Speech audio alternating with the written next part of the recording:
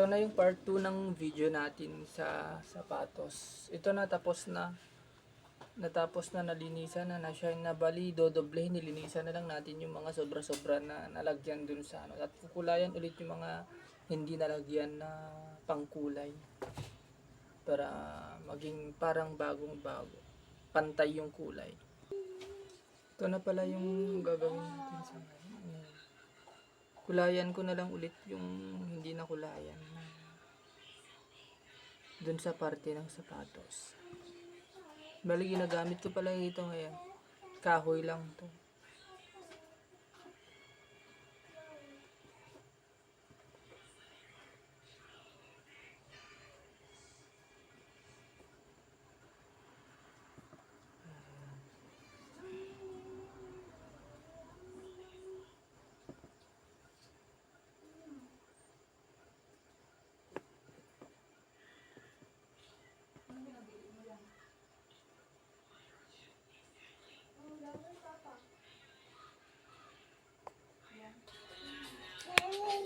Bebe, tingnan ko. Oh, wow, bebe, bebe. Tingnan ko.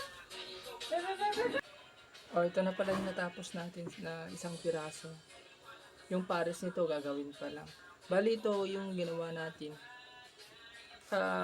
Kinanalan, tapos tinahi ulit. Bali, ang ano nito, in-adjust ulit natin yung tahi nito sa gilid. Yung nakikita nyo dito. Ito.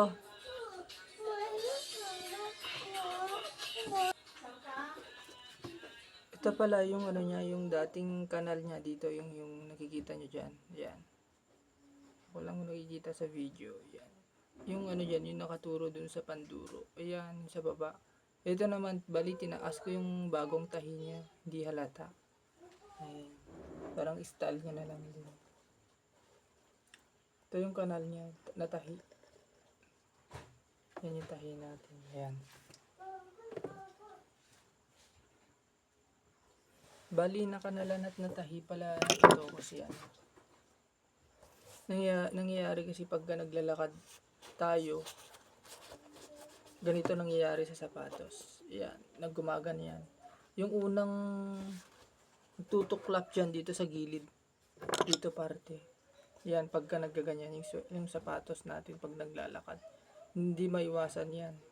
Kaya nangyayari yung unang-unang natutuklap dito sa parte dito. Yan, pag gumaganyan lalo na pag nagtatakbo-takbo tayo, ganyan. Tapos dito rin yung laging nabubutas. Ayan. Bali yung mga kinukulayan pala natin, yung mga hindi natamaan dun sa kulay natin. Natuyo na kaya agad na makikita yung mga hindi natamaan na kulay. Bali ulit na kukulayan ulit natin dito sa Marlon's Dressing Black.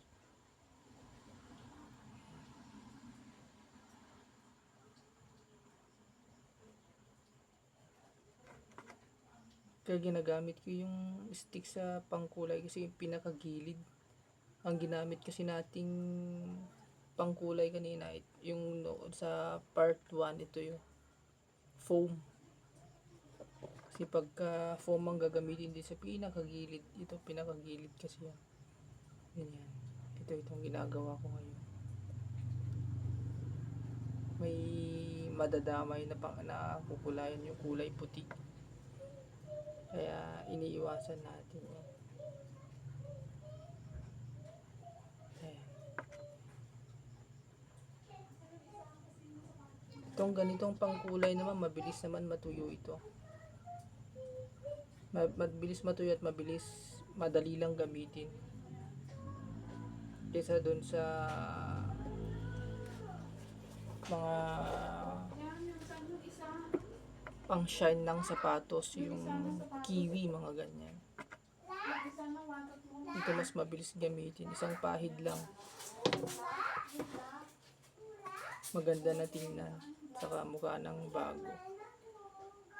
At di mo na kailangang i-brush pa kasi makintab na. Pero dito kasi sa pangkulay na nito, hindi pwedeng araw-arawin yung paggamit nito kasi naiipon. Naiipon kasi itong nilalagay na ganito. Sunod na rin natin itong black and red. Bali, kukulayan ko ulit yung mga hindi natamaan din dito. Kasi ang ginawa kasi natin dito, bago ko tinahi, kinulayan ko muna. Pero yung mga hindi natamaan na kulay, yun lang yung mga maliliit na portion sa mga gilid-gilid, mga hindi kayang sundutin dun sa foam na ginamit natin sa part 1.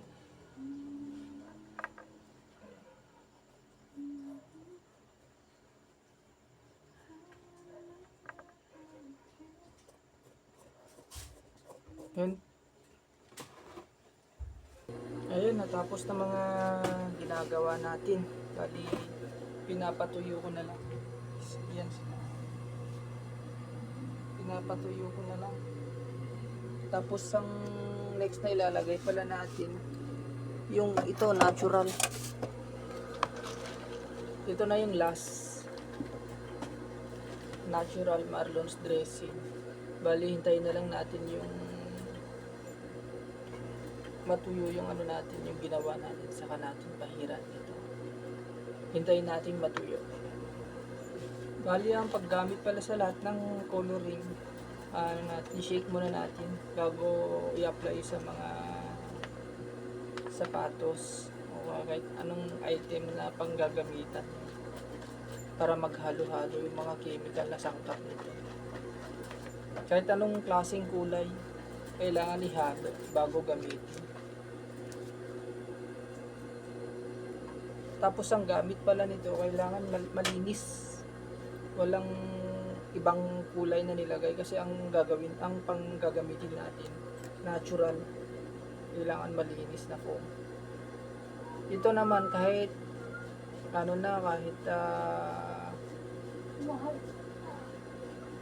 ibang kulay na yung matamaan nito, okay lang kasi natural naman. Oh, ay, sa talaga. Hindi man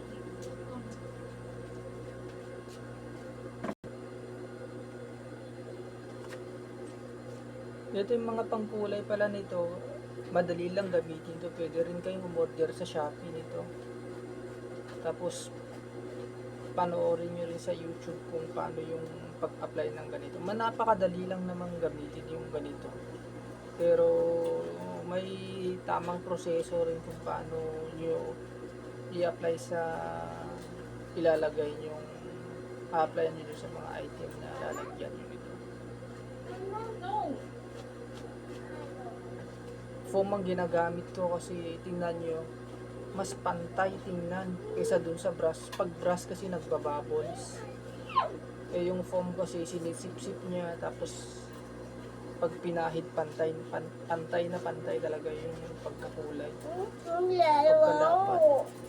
Oh, ito na yung bread na kinulayan din natin. Kulayan na rin natin. Ganun pa rin yung paggamit. Ano pa rin siya?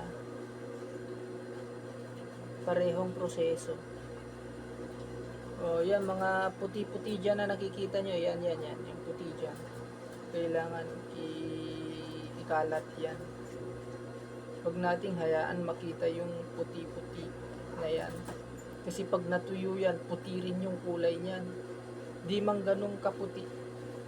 Pero parang pangit tingnan. Kailangan talaga yung sa natural kasi dito, ito yung mas nagpapakintab dun sa item na ilalagay natin. Ayan yung puti-puti dyan, kailangan ikalat yun.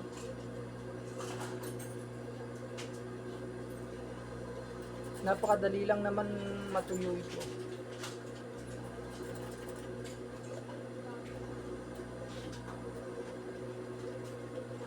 May first coating, second coating, ganun din katulad din dun sa red and black na nilagay natin. May second coating para mas maganda. Hindi kasi pwedeng kapalan yung pag-apply na nito para lang matapos agad. Kailangan ano lang talaga. Pahiran mo na ng ng first coating tapos saka pupunta sa second coating. Okay na po yung mga sapatos, bali ito na yung mga finish item, finish na nagawa natin. Naging bago na siya. Bali tinahi at saka dinikit na rin natin kinulayan. Dito na rin. Thank you sa panonood.